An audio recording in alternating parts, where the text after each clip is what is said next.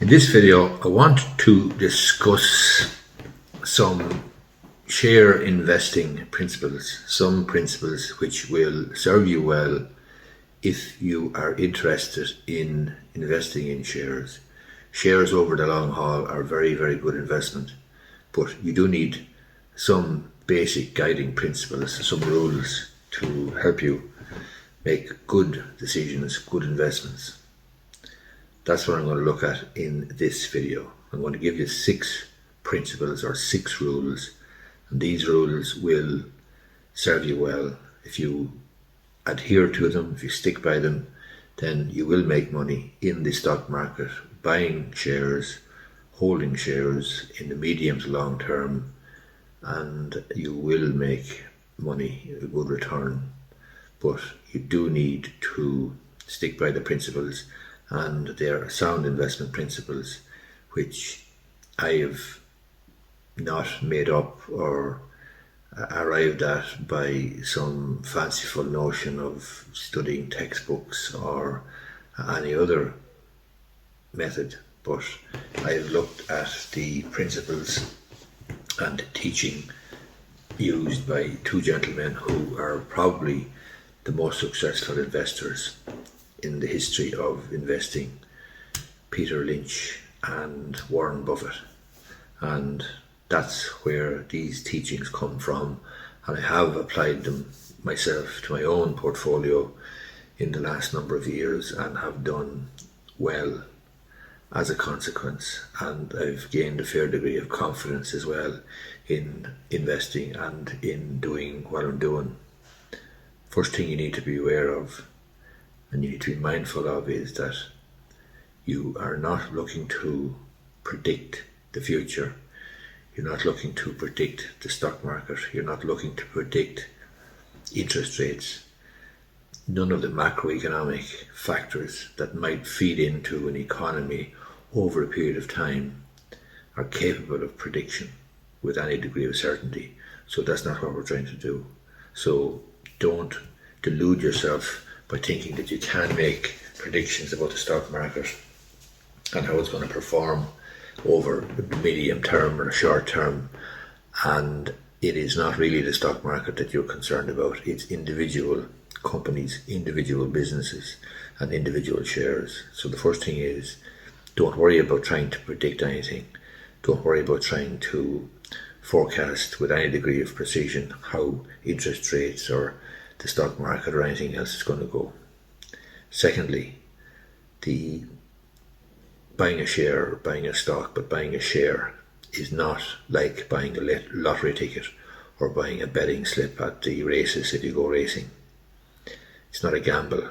What you are, or shouldn't be a gamble, what you are doing is you're buying a sliver or a piece of a company, and so your job is to identify the best companies for you to invest in.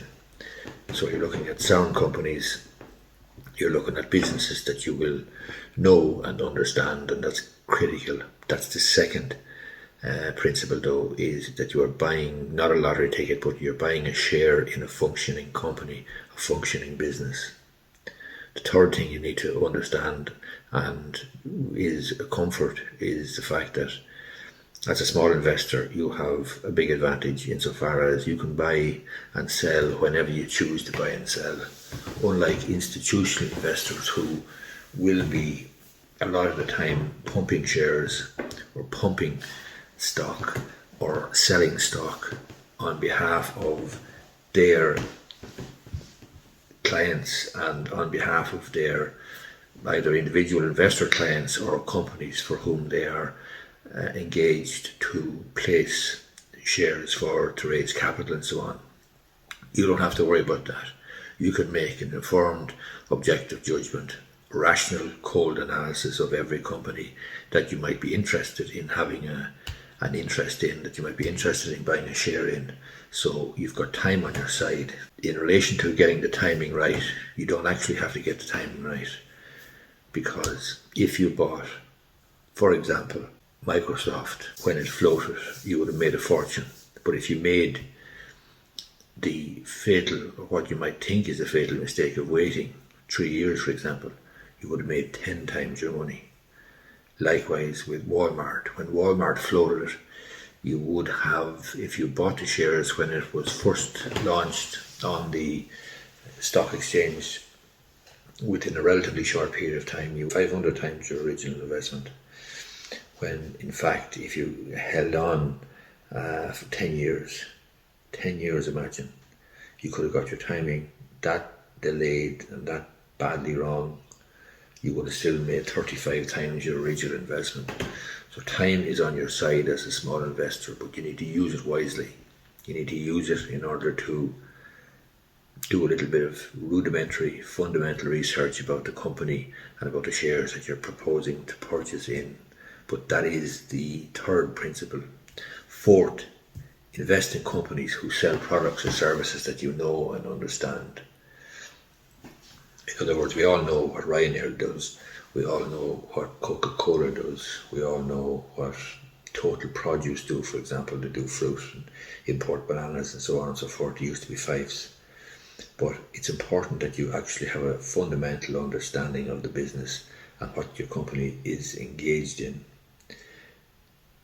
as opposed to taking a punt on a company that's making some very high-tech, risky, obscure, perhaps artificial intelligence related thing, or something of, with advanced technology that most normal people simply cannot understand.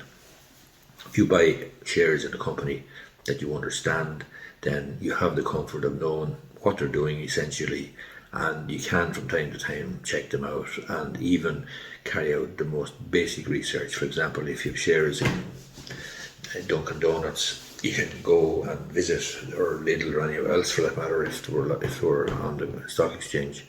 You can go and visit the stores and carry out some basic research yourself, but you would know from what's going on in your area and in your country, for example, whether stores were closing down, whether they were opening up, whether they were expanding, whether they were losing market share, for example, in the retail market, and so on and so forth. But it's very, very useful to actually invest in companies who are engaged in a service or a product that you understand, because there's no point in buying something, a complete pig in the poke, in terms of whatever they're doing. It's complete speculation then. So knowing the company, knowing what they do, knowing the type of business they're in, knowing the industry they're in is very, very useful. Fifthly, there has been 50 declines in the United States stock market, or in the stock exchange in the United States, the Dow Jones, since over the last 100 years, thereabouts. 50 declines. So on average, it declines by 10% every 2 years. There's a fall or a drop. That's a great opportunity. Over the same period of time, there has been, I think it is 15 declines of 25% or more. So 25% or more is considered to be a bear market. There's been 15 of those where the market has declined by 25%. Again, that's a great opportunity to buy shares in companies at good value prices. And finally, don't be too concerned about getting cheap shares or a complete out and out stonewall bargain. You're far better off buying into a good company that's a solid performer over a long period of time, rather than taking a punt on a company that's on its last legs and the shares appear to have fallen through the floor and they look like a bargain.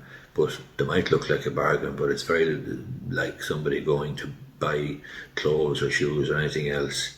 What appears to be a real bargain falls apart within a matter of months, and what's quality is going to be with you for the long haul and is the best method to adopt, the best strategy to adopt in the long run. So they are the 6 principles. If you stick by these 6 principles, you will do well buying shares, investing in shares, but you're not buying them to trade them, you're not buying them to flip them, you're not buying them to speculate on very short-term price movements. You're buying pieces of good, solid, performing companies, and you are then going about your business, the companies are going about their business, and you will reap the benefit over a period of time through compounding compound interest and the reinvested dividends that you'll receive, and so on and so forth. But hope you find this video useful. As I say, there are 6 sound principles that will serve you well. They are from Peter Lynch and Warren Buffett, and those 2 gentlemen are probably the most successful investors in shares and stock markets and so forth for ever. Anyway, hope you find the video useful. If you do, I'd appreciate if you gave it the thumbs up down below. Thanks a lot.